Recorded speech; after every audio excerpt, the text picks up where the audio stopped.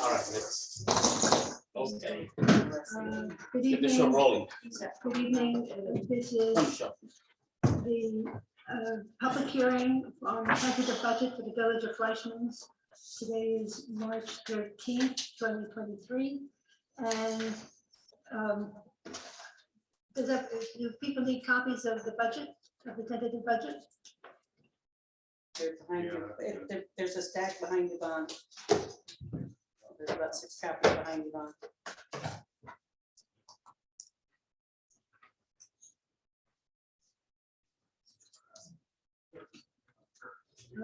We have, if there need for more, we have more here. I wish to walk through the budget so that we can get comments or questions about the budget. So as I go through the budget, I will entertain any questions during the presentation.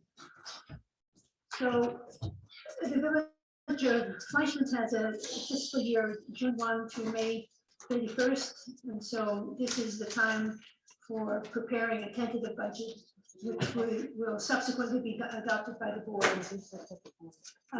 I'll begin with the general fund.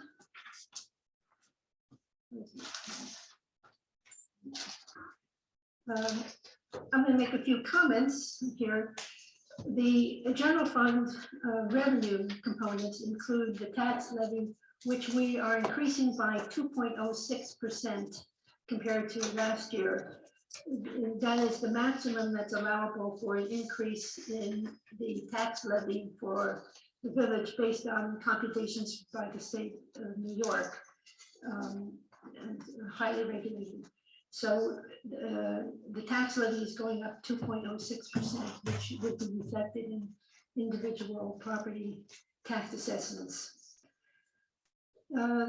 We, at this point, are budgeting for the collection of delinquent taxes only to the extent of $15,000, even though there is $65,000 of delinquent real estate taxes in the village. But we're budgeting for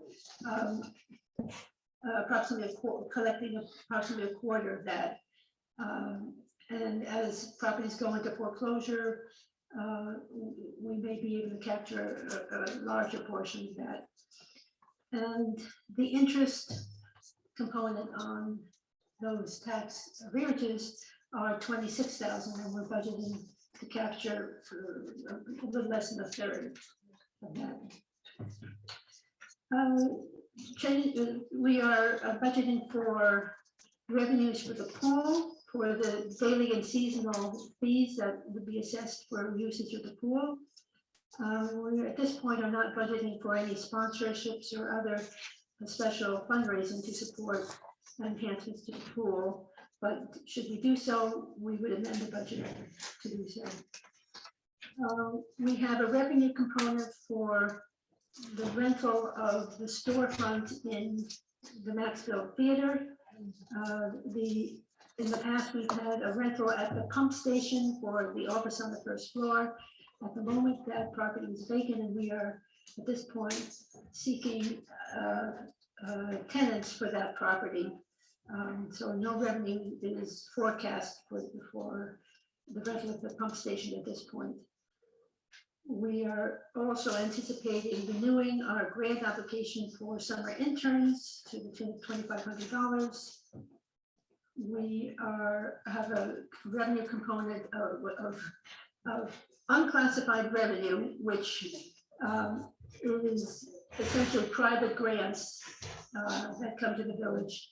And we only have one confirmed for the upcoming year, which is the engineering planning grant. In the current year, we had several, including the large Lake Street retrofit, which was over $200,000. So for the unclassified revenue, it's essentially a one-to-one revenue expense characterization because we apply for money and spend all the money in accordance with the budget. So it, while it enhances the village's infrastructure and programs, it does not build reserves. It's raised and spent. So no net effect on our bottom line. We are renewing funds for the road work through the Consolidated Highway Infrastructure Program at about $63,000. And so those are the revenue components that are being planned for next year. If no questions, I'll move on to expenses. On the expense side, we have created a pool or allocated 3% across the board as a pool of funds for salary increases for staff and trustees. We are continuing to work with our attorney for technical issues relating to contracts and litigation with when there is litigation with the village, and a variety of other compliance issues with regard to the regulations of the state of New York.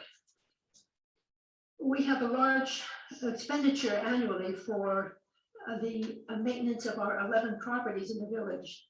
There's a typographical error.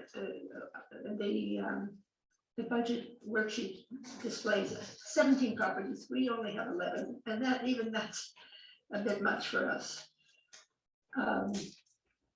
So that provides for repair and maintenance, utilities, heat, the general operations of all of our properties.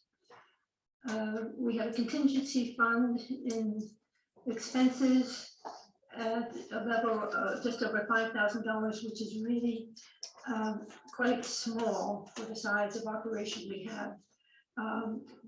But our budget is very tight, and should we be able to find some relief in expense lines, we would build that contingency fund. But at this point, our contingency fund is smaller than we've had in the past.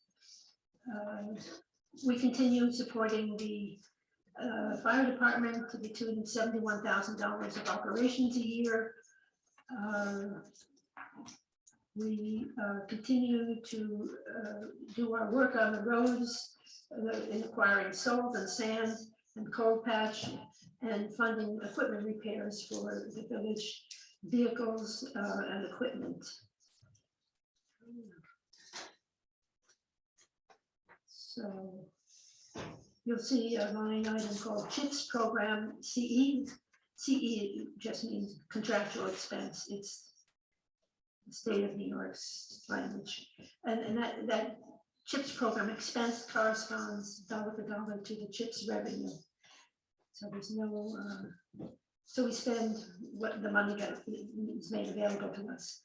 As part of the, those funds are awarded annually through the state appropriation, New York State budget appropriations, which will be confirmed in April. But we're apprised that it will be funded at the same level as the current year. So, let's see. So, we are continuing to renew our agreements with the library and with the museum, with the Delaware County Planning Department, and we, of course, we pay for benefits, and we are experiencing the stress of the increase in the health insurance rates, and we're anticipating a 12% increase this year. So that's the expense plan. This year, we're looking at a revenue and expense level of $572,000 on our general fund. Any questions, comments? Okay. Good. Moving on to the water fund. we have a revenue and spending plan of $118,000, which is the same level as the prior year. And the, no surprise what happens in the water fund. We operate and maintain the water lines, the village infrastructure, and we undertake the periodic testing of the quality of the water. We treat the water with chemicals when necessary to mitigate any issues that we have, and there's funding for repair and maintenance, and to in the event of water main breaks. And as always, the water department, just like the sewer department, is highly regulated by state authorities, rural water regulated authorities, the Delaware River, a number of state and regional entities. So that's compliance work that's done by Cedarwood because of the technical nature of that work. So it's pretty straightforward. Any questions or comments on our water fund? Moving on, the final fund is the sewer fund, which operates at a level similar size to our general fund at $535,000, and 82% of the costs of the sewer infrastructure are funded by the city of New York. So you see there are a lot of annotations of notes on the budget. Any questions, comments on the sewer budget? Okay. Yes, Todd. I have a question going back to the general fund. Yes. The revenue side. So at the budget workshop, you mentioned the fire protection contracts. Yes.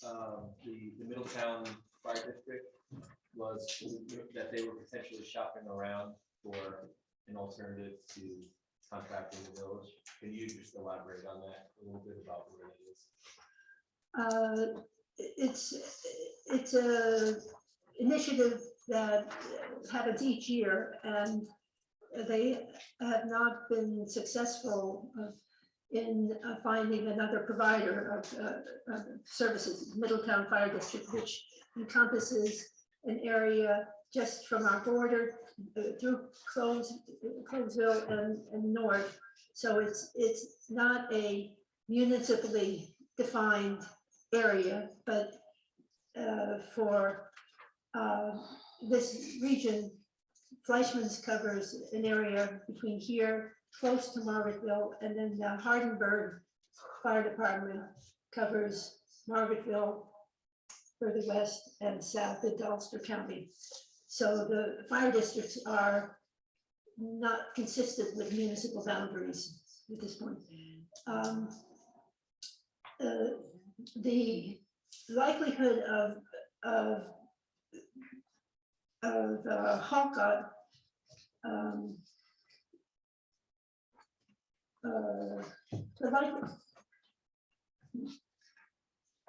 we can't predict what will happen in the future, but they've been satisfied and signed the contract and are working with us on a going forward basis.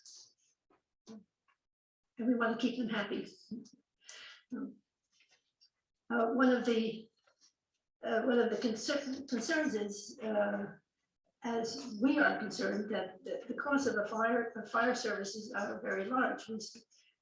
We are looking to replace a fire truck, which will be a $500,000 obligation in that neighborhood, and we have built reserves to do so.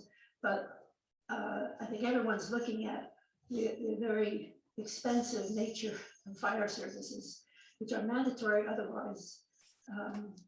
Insurance rates, if you don't have fire service, property fire rates go up dramatically.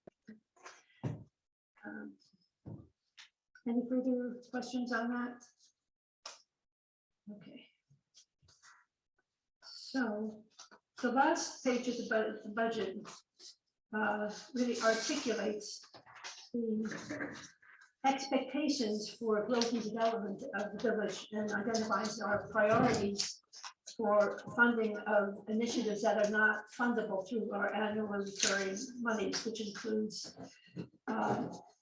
expanded road work, installation of guide rails, on routes, replacement of sidewalks, additional stormwater retrofit work,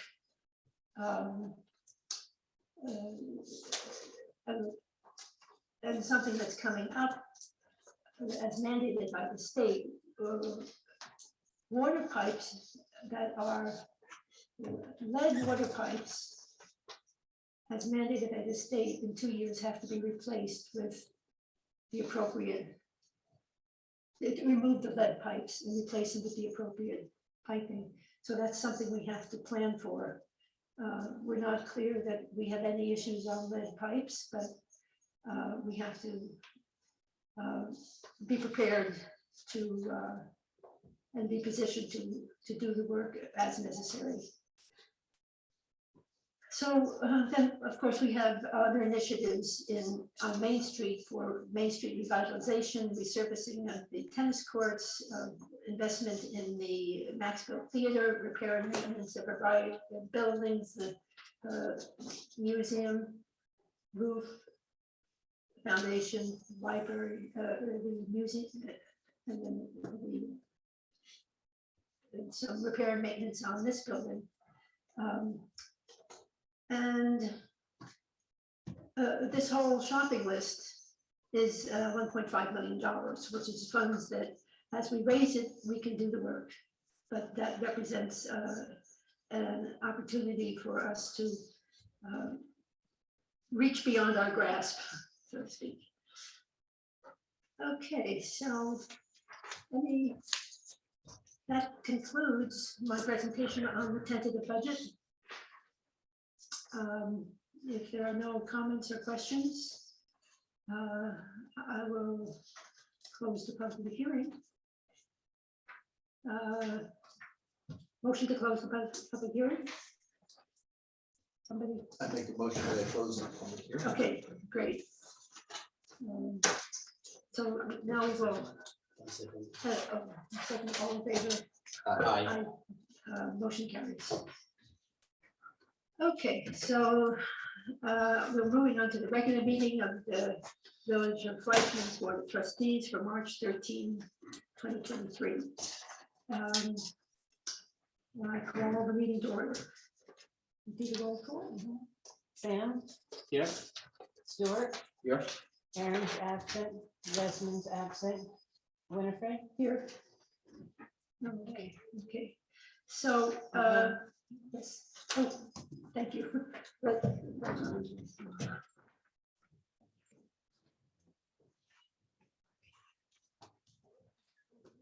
To the flag of the United States of America, and to the republic for which it stands, one nation, under God, indivisible, with liberty and justice for all. Okay.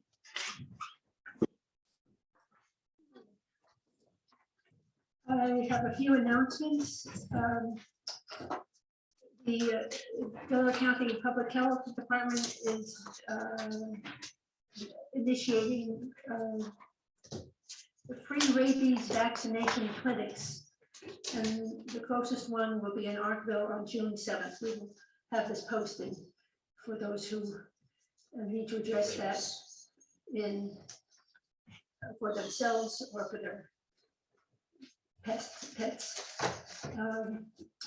Also, we have now signed an extension for the grant for Lake Street retrofit.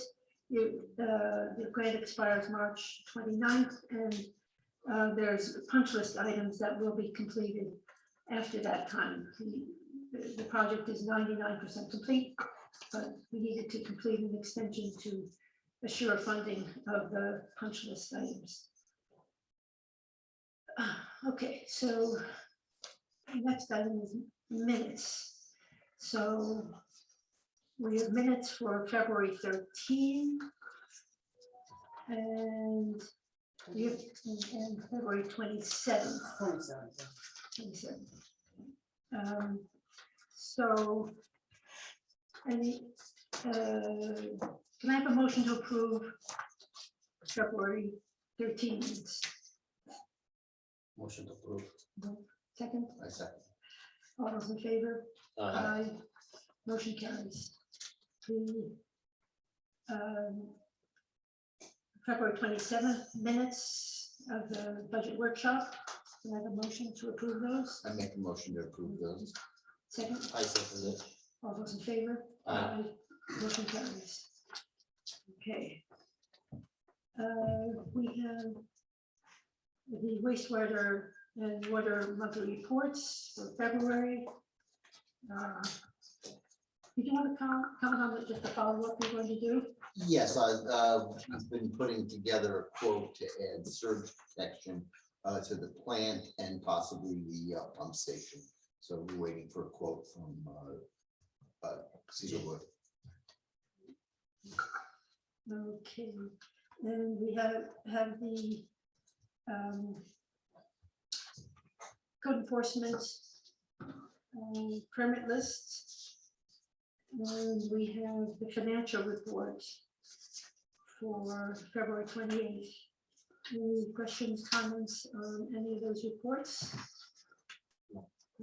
Okay, I wanted to circulate an additional purchase order for, we are considering getting a sander for the newer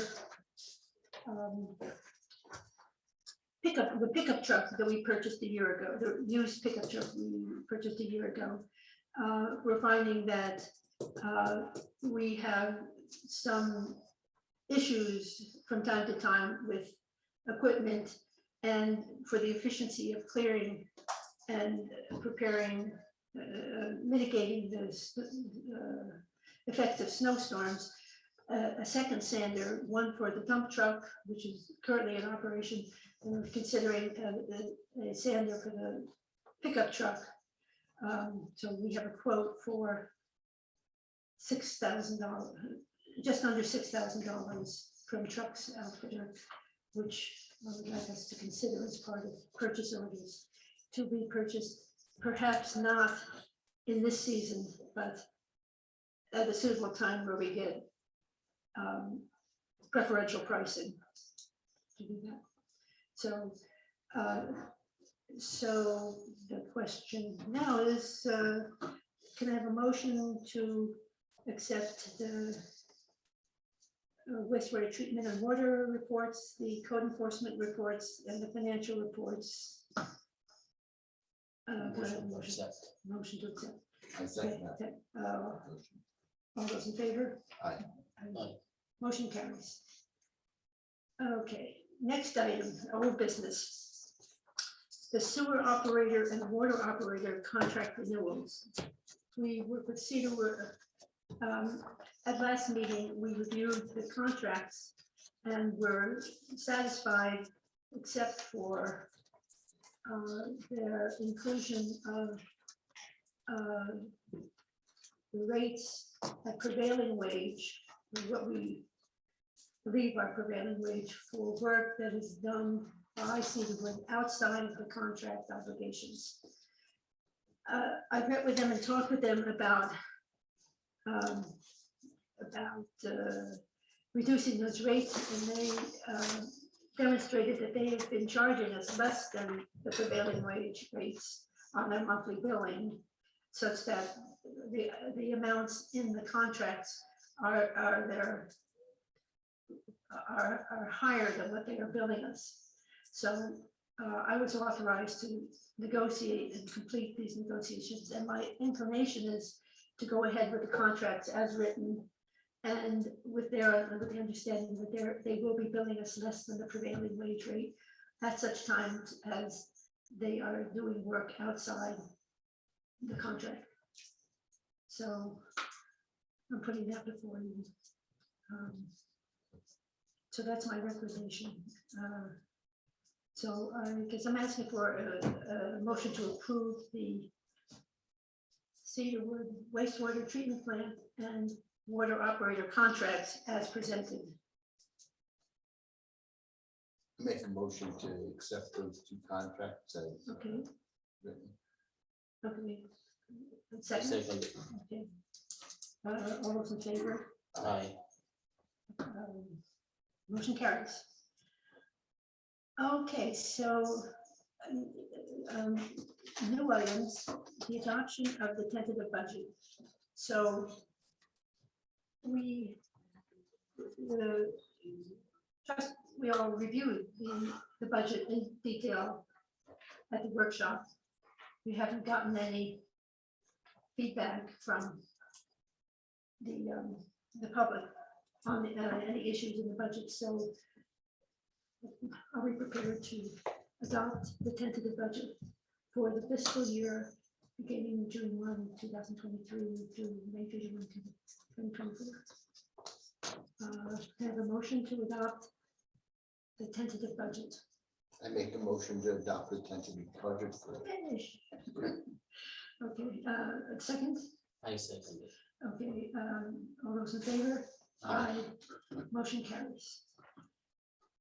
Okay, as part of the annual obligations as set out by the state controller, the board has to audit the books in greater detail than reviewing vouchers.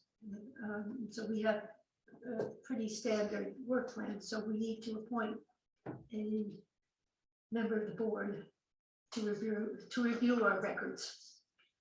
So either one of us does it, probably not me, or we can wait. If you want to wait for the full convening Yeah. board. We wanna wait.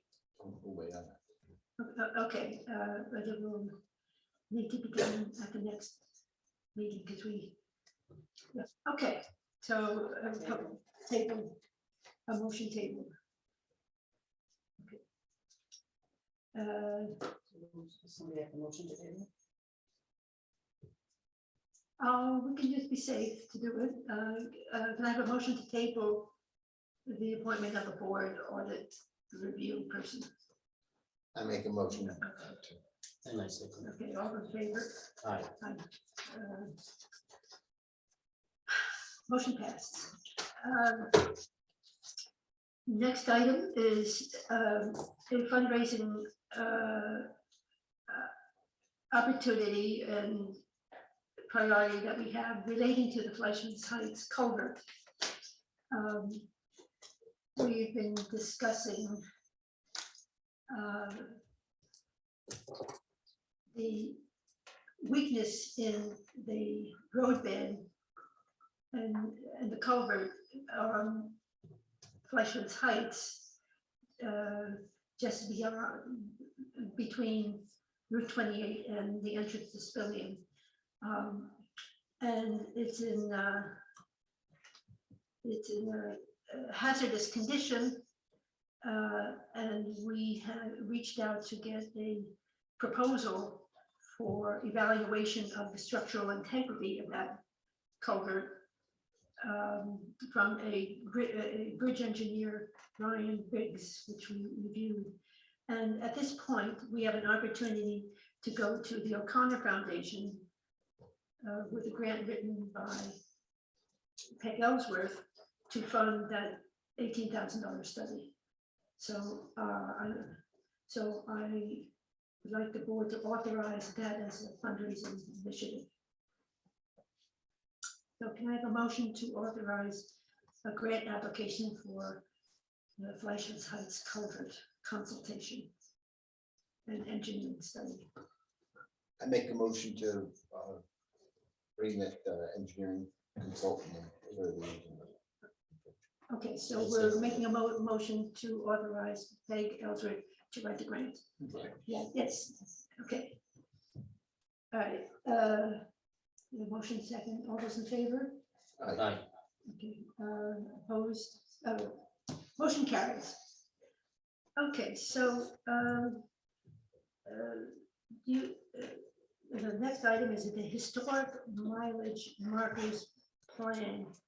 So Stuart, do you want to talk about what you're doing there and what's up? Yes, is Peter Marks here? Not yet. So, I went through, with, Anne, Frank. Is that right? John, not Ann. John Frank No, who's? Hirsch. Thank you. and Hirsch? In Hirsch. And I showed her the signs that are in the village and the history of them. And we want to include that in fixing that up. With John Frank, he took pictures of those signs and posted them. And we had quite a few people that responded to me that were interested in helping to fix up those signs and restore them and make the village look nicer with those historical signs. The signs were probably manufactured in the 30s, and they were put out probably before the 40s here on properties, and they're basically black and white, and they're made of cast iron. Right, so you've got some support for rehabbing them. But we have a issue right now about ownership of the sign. You want to talk about that? About the issue about an ownership of one Yeah, of the signs? there's one sign that says that Fleischman sign, and it's up at the end of what's the name? Paradise Camp Road. At the end of Paradise Camp Road, and it looks just like the other sign down below. And I believe it's on Anita Rubin's property. Right, so you had an interest, Or that she believes that it's on her property. right, so you have an interest in obtaining that sign from her, is that correct? Or, Right, I'd like to bring that sign down to the middle of the village and set it right next to La Cabana. Right next to the gazebo, rather, between the gazebo and La Cabana restaurant. And so people that come down to the village could actually touch and see a sign that's that old. right, so Anita has indicated that she owns the sign and she is in disagreement about the ownership of the sign. Would you like to speak to that, Anita? You know, my attorney, Ken Ayers, is on Zoom. I want you to unmute him, please. Why didn't he? Good evening, Mayor. This is Kenneth Ayers. It's not me. I'm an attorney in New York State representing Anita Rubin. Can you hear me? Yes, yes, we can hear you. You have to speak up, Ken. Okay, I'll speak a little louder. So my understanding is this, is that Mrs. Rubin has had this sign in her possession for 35 years. More than. Mr. Cohen has talked with Ms. Rubin and said he wants to get the sign, take the sign and make it, as he just said, somewhere down in the village. Our position is that Mrs. Rubin has been in possession of this sign for 35 years. The person in possession of a piece of property is presumed to be the owner unless there is some evidence that she is not the owner. Now, we have asked Mr. Cohen, and I believe the whole board was copied on her email, what is the legal basis for his belief that he owns or the village owns this sign? So unless we get some answer to that question, we do not expect Mr. Cohen or anyone else from the village to come onto Ms. Rubin's property and remove the sign. This is an issue that's going to have to be determined legally as to the rightful ownership of the sign. There's no indication that it was ever owned by the village. So I think what was going to have to happen here is we're going to have a court order for you to come to the property and take the sign and decide whether or not you own it. Because our position is Mrs. Rubin has possession of the sign for 35 years, and there's no basis for the village to claim ownership or to take possession of it. And we will fight that application for you to take her sign if that comes to that. But we hope it doesn't come to that. We hope you can realize that you have no claim to the sign. Do you have a document on your ownership of that sign, of the purchase of the sign? How did it come to your property? Mr. Cohen, the burden of challenge, Mrs. Rubin has been in possession of the sign for 35 years. The person in possession of the sign is presumed to be the rightful owner. If you or the village want to challenge her rightful ownership, you do that by going to court and bringing forth the evidence that you have a right that is superior to her right of possession, which she has exercised for 35 years. That's all we're going to say on that topic. But you could acquire that sign from someone that stole it. As I said, we're not going to address that here, Mr. Cohen. Our position is clear. If you think you have a better claim of title to the sign, prove it. Simple. Just show me the document that you paid for. No. I have no right, I have no intention of showing you any documentation. If you think you have a title to the sign, prove it.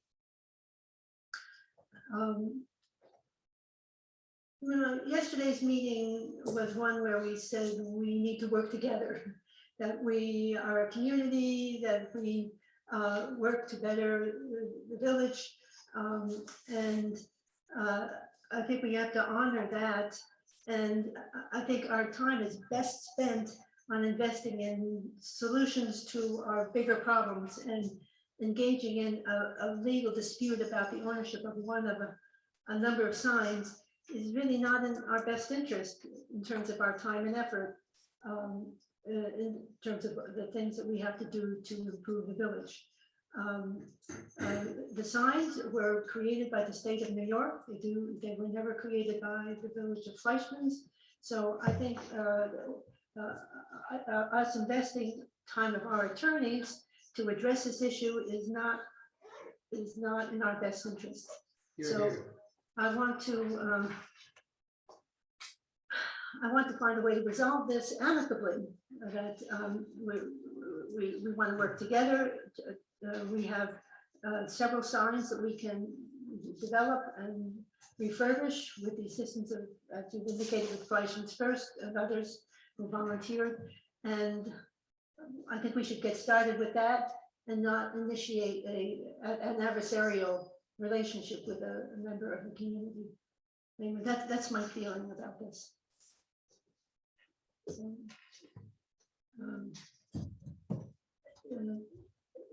Sam, do you want to weigh in on this?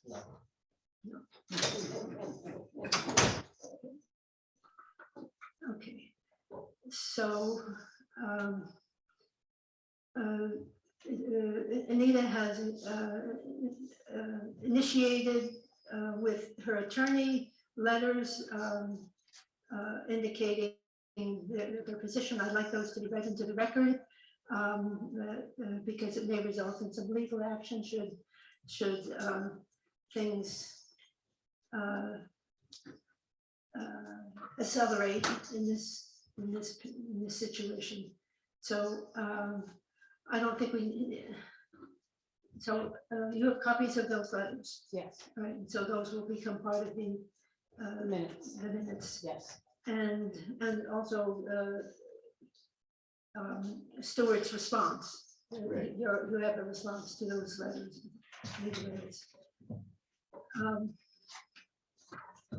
So I think I want to spend some time working with you on how we can develop a plan that is more comfortable, that you're comfortable with, and that we can move forward with as many sides as we can. Yeah. Thank you. Okay.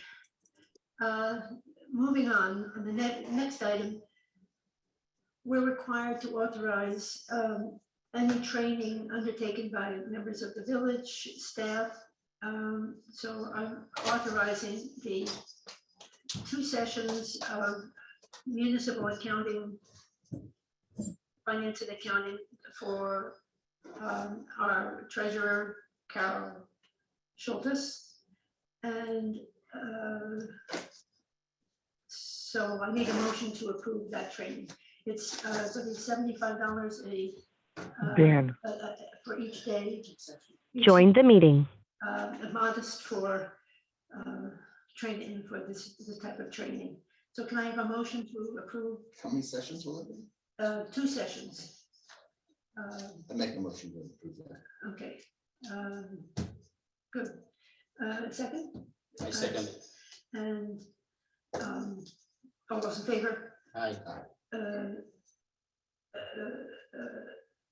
The motion passes. I've got some encouraging news on our efforts to create a dog control program. In the last, particularly during the summer, we have a number of incidences with dogs and pedestrians. And we had not been able to hire the dog control officers from adjoining communities, but we've been able to identify someone here in the village who has had a dog rescue operation for 7 years, who is dedicated to dog services, who lives and works in the village. I interviewed 3 people here in the village who to be considered, and I want to recommend Adam Bro. I don't think he's not here tonight, but he lives at 880. He lives in the River Run Bed and Breakfast. Young man, Oh, yeah. been here for a year and a half. Slight Sunday guy. I think you would recognize him. He's often on the streets.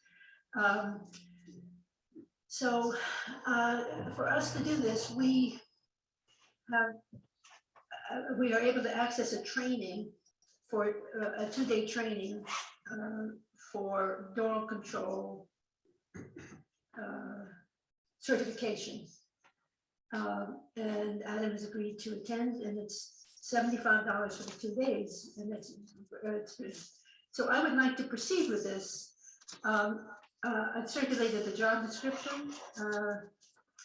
Yes, just the last day, because we just struck the deal. And let me just read this, because I think this is important, because it improves the situation during the summer when we have lots of visitors. Adam has experience in this function, having operated a dog rescue operation for 7 years. His training with regard to dangerous dogs and dogs with bite history. He's also trained in conflict mediation. Lives and works in the village. The job description that I'm proposing is to oversee the dog control ordinance, to consider revisions to the ordinance to make it, to modernize it and make it more consistent with our expectations, to address safety issues for dogs and pedestrians with dog owners, issue violations to dog owners as needed, but make a priority of communications and compliance with dog owners rather than issuing fines. And where necessary, transport off these dogs and dangerous dogs to a local shelter if cooperation is not achieved with the dog owner. So I think the issue is about working with dog owners who moral persuasion, as opposed to the heavy hand of enforcement. That's the approach we're taking, but have teeth in the ordinance so that we can fine and can transport dogs where necessary. So I'd like an authorization to establish the dog control position, an appointed position in the village. Is he gonna be working for the village? Are we gonna pay him? How's that gonna work? The compensation, I've proposed a per incident compensation, a very modest compensation. So we're talking about an allocation of something up to $300 a year, more in the order of an honorarium, and more in order of the sort where we have a public health officer who we can call upon when necessary. For that, we have an honorarium that we can issue should we need to. So we're talking about a modest financial investment. The specific terms are not defined at this point, but the expectation that it's going to be less than $300 a year, and that it's more a, oversight function.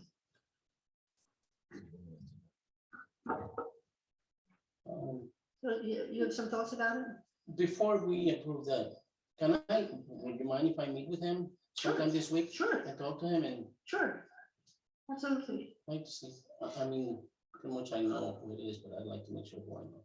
Yeah. Talk to him, please. And thank you. Okay, so should we approve this contingent on your review? Meet with him sometime this week Contingent. here. Yeah, so in the event that you find issues with it, we can revisit it and do otherwise. Yes, But I'm kind of eager to authorize the training should we be satisfied. what is the training? It's in April, Yeah. so we'd have to register quite soon. Sure, Okay, so we have, I have a motion to authorize the hiring Training. of Adam Bro as dog control officer for the Village of Fleischmann's, contingent on further interviews. yes, Okay, thank you. I make that motion Okay. for Adam Okay. as dog control person. okay, excellent. And the second, I second, Sorry. all in favor? I'm sorry, yes. Aye. Oh, aye. The motion carries.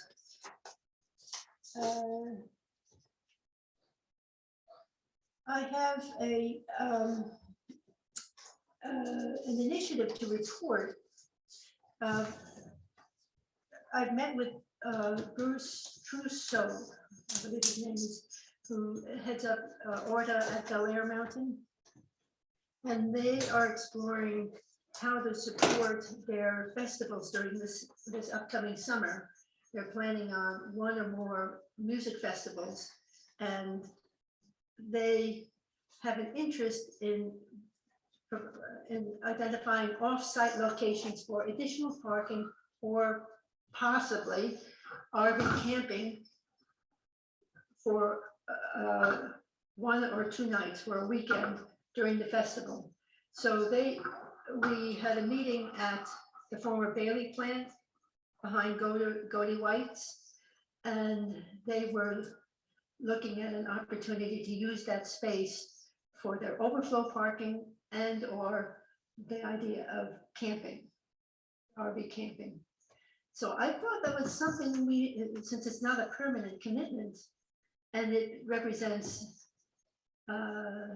traffic flow to the village in ways that doesn't interfere with the village because it comes in through the west end, and pending approval of Delaware County, as they have in the past for the Kansas City barbecue, which had a similar characteristic, that this could be an enhancement for the village, brings business to the village, and may result in a more permanent, a more ongoing relationship with Orta for use of facilities here in the village. So I wanted to just bring that forward and maybe have some discussion about what, if we wanted to pursue it, what kinds of conditions and what kinds of issues we should be thinking about. right now, they don't have a plan. They're just, they were testing the waters. Would we be interested in hosting in some way? My expectation is that there would be compensation and that they would manage the site and would not create any obligations on the part of the village. But it would certainly bring traffic to the village. Something we're looking for. Well, as far as the parking, that sounds like an easy one to let them park there as long as it's not super soaked there. Or the vehicles that go in are too heavy or whatever the case might be. They're just normal vehicles. As far as the camping part and the RV, that would be a little bit more complicated. To be people overnight. Will those RVs, will they require any electric, or are they, right? How does that work with the RV? I'm not quite sure. Yeah, I don't know. My assumption is that all the RVs have their own generators and are self-supporting, other than their septic disposal, which since it's just 1 or 2 nights, I don't think we have to coordinate any of that. But Right, they hold their own septic. Yes, they hold their own septic, but there would be porta potties on the site. I mean, they would manage the site in a way that it's to be determined. To be determined, because we don't know. Because it may not come to fruition, but it seems to me it's something that we should explore and encourage. Right, well, I mean, they're heavier vehicles, we could ask them to park along the outside of the lot. This would limit our risk of them sinking into the middle of the lot. So that would be an issue, yeah. And so they get quite a few along the side of it at least. Okay, this was an FYI and to be continued. Okay. Okay. Public comment.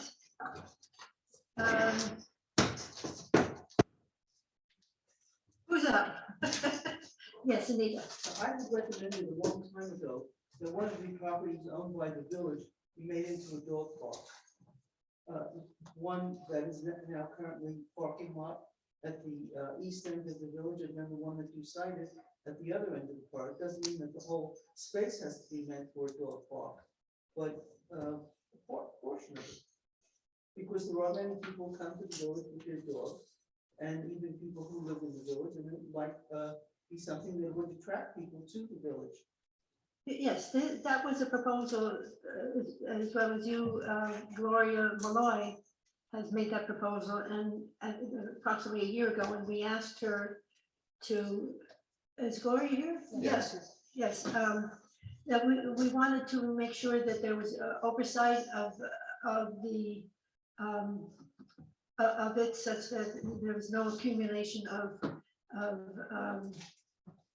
feces from the animals, that any use of properties in the floodplain cannot have fences. So we had to find a spot that could accommodate fences to contain a dog run. And so I think it's a great idea. We have to come up with a location that can be, that's outside of the floodplain, and around which there is individuals who take oversight so that it does not become an eyesore. So so it's a great plan, and we need some leadership to do that. And I think it's beyond the scope of individual board members to develop this project. We will certainly keep it. In my view, the best opportunity is dog owners are in the better position to formulate a plan for such a park. Yes, Gloria. I gave up on the idea here because I went to the Shandaken Dog Run, and it's quite successful and usable, and they have waste bags, they have a garbage pail, it's all organized, it's new fencing, and people come there, and it's a very nice place and sociable. So I'd rather drive the 10 minutes there than deal with problems here. Because I don't think enough people here would use it unless like in the summertime. There are more dogs here. I noticed this last year that there had been. Where is, I'm sorry, where is that park in, they said? It's that one minute from. It's on 212. Oh, Yeah, it's a nice looking spot. it's beautiful. And it happens to be not in the floodplain. Yes, Abe, Regarding the cedar contract, yes. with the prevailing wages, in the contract was a lower price than prevailing wages on the old contract. There are extra services. On the extra services in the contract was a lower price than the prevailing wages that they're Yes. charging. Yes, So are they get reimbursed for the extra money that they charge? for work that's done outside the contract, for instance, in the water operator contract, the turn on and turn off features for those who are here for the summer are not part of the basic contract for maintenance of the water system. So they charge for, Is it mentioned in the contract that it's an rate from prevailing wages? Or there's a there's factor? no language around prevailing wage. We just asked them, No, in the existing contract, is there a price for outside work? yes, there, So you yes, said there You is. said it was lower than what they're charging now, prevailing wages. That means that they overcharge. They are charging us less than prevailing wage. Now, Now, so the prevailing wage was in the new contract? Okay. Prevailing wage is a legal term. No, prevailing wage is a higher amount, but it yeah, should reach a minimum of the union is saying. Yeah. right. So she found in the contract it was low. The contract states a So higher if they rate. charge prevailing wage, that means they have to give it back. Right, but they're charging less, so they could charge us more than they even are. They were charging the lower amount? They are charging a lower amount. Oh, so they will continue charging. That's the agreement that we have. So where does the prevailing wages come in? It's their prototype contract that they use with Wyndham and other similar municipalities where they provide the same services. So it's pretty boilerplate.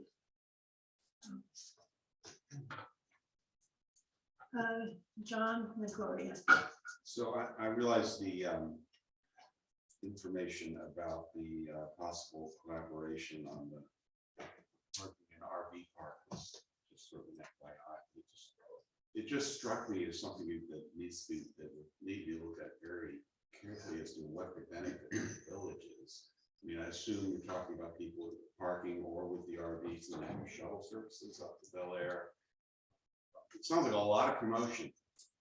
And I don't know that necessarily bring business to the village. If they're coming in the west end, the parking, getting on shuttles and going up to Bel Air, basically the village is providing parking either for cars or RVs. And, you know, I don't, we have to look at what the impact would be on residents of residential properties that are right in that area. And then again, what's the benefit to the village? Mhm. You know, maybe we charge something, but you know, would that be sufficient to really warrant that kind of, what seems to me could be a disruption to the peace and quiet of the village. It's just like reaction, first thought about it.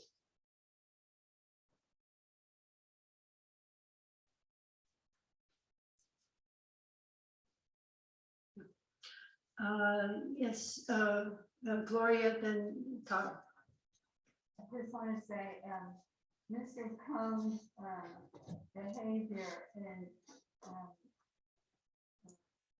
over zealousness and taking a sign that belongs to someone else in the village, a resident, is reprehensible. And he really shouldn't be voted for another term. Well, what I can say is the ownership is, it's not defined at this point. There are claims, there are different claims that are being made, but yes, I hear you. For him to haggle over that thing. It's just very resident like that for a very minor thing. It's just, very upsetting. Okay, Todd, I would say, my opinion is that the village should steer clear, trying to reclaim any properties such as that sign. When the state, as you pointed out, Winifred, it's a state, originally a state-owned sign. And the state abandoned the Route 28, which used to go through the village. It abandoned a lot of things at that time that it no longer wanted to take responsibility for. And the village didn't necessarily inherit them all. And certainly didn't inherit responsibility for them. And actually, the village has taken the position before that it doesn't own and take responsibility for things that are associated with the old New York State highway that went through the village, because if it did, it would be liable for potentially an awful lot of things that happen off on private property that are not part of the village's need to maintain a road. So I would just advise to steer clear of that quest to try to go back to it. And the second thing I'd like to say is your term is nearing an end, which is too bad, really, for the village and for all of us. And I would like to say thank you for all your hard work and for being the glue, holding things together here for certainly much longer than you've been mayor, for many years before that even. But thank you for all your work and all your accomplishments. oh, thank you.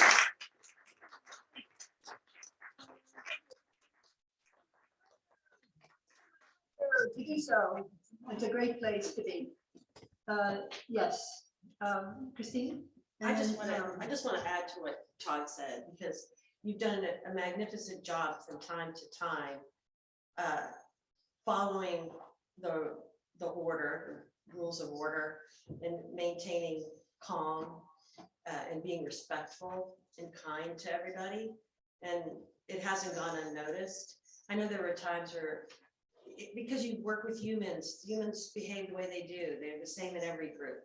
So you're going to always have those issues, but you've handled it in a very masterful way. And I really do want to say thank you as a business owner and as a resident. Thank you. Yeah, I just want to say, I agree with everything you said, Winifred, about the sign. I think we need to focus on really important things in the scheme of life. This is the waste. Anyway, I want to follow up by saying thank you again for all your service. I've known you a very long time, from License First and just over the years. And it's a lot of work. It's not just coming in and running meetings, a lot of behind the scenes work of preparation, before, after. So I don't want to use the word requirement, maybe that's not the right word, but whatever you end up doing, enjoy it, you, Larry, and just have a wonderful, we'll be seeing you, not running away. So anyway, just thank you. Thank you. I want to thank you for coming to the bonfire.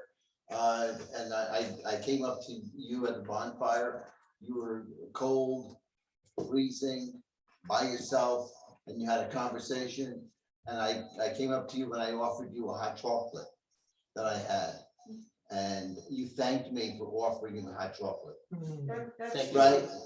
That's Thank true, you for coming but to the bonfire. That's true. It just. Okay. It's still.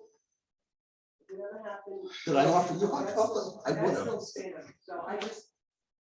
That still doesn't take away from what you did, because that was pretty bad. Thank you. Yeah. Anita, Justin, did I miss anybody?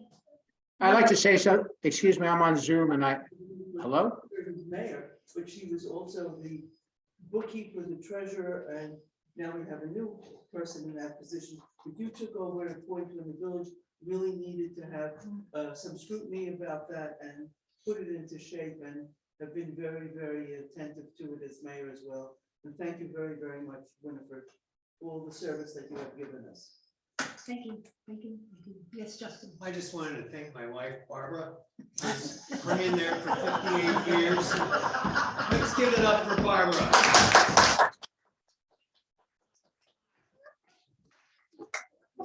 Okay, can you top that?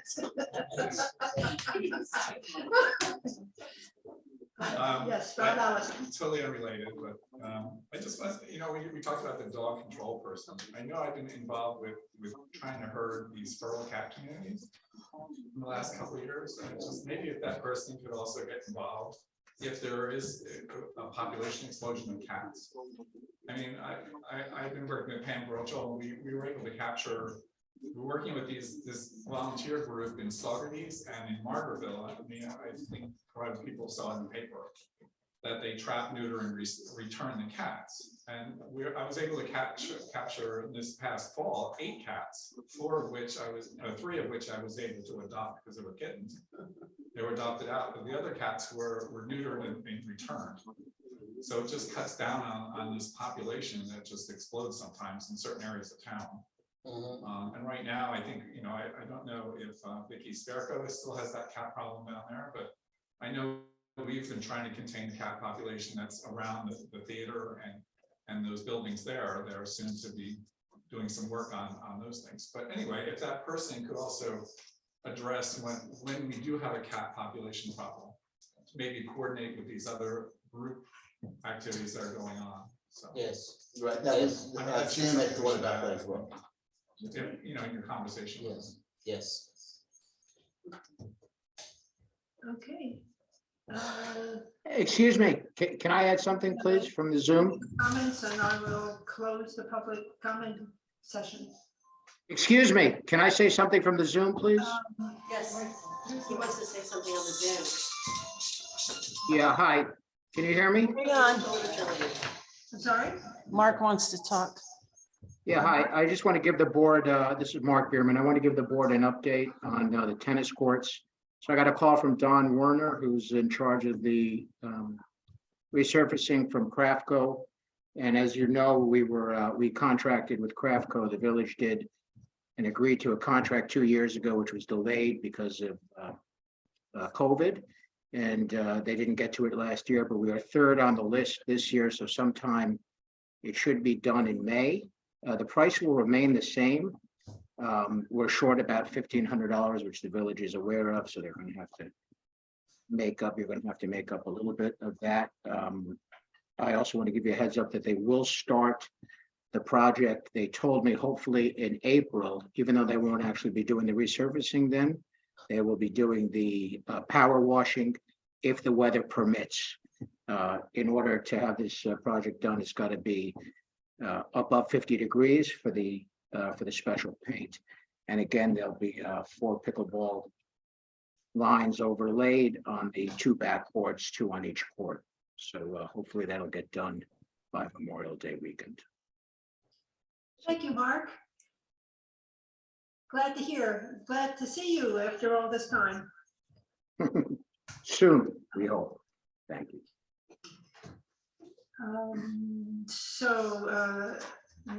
No more comments. I'll close the public comment section. What did you say? Can you just summarize? I didn't.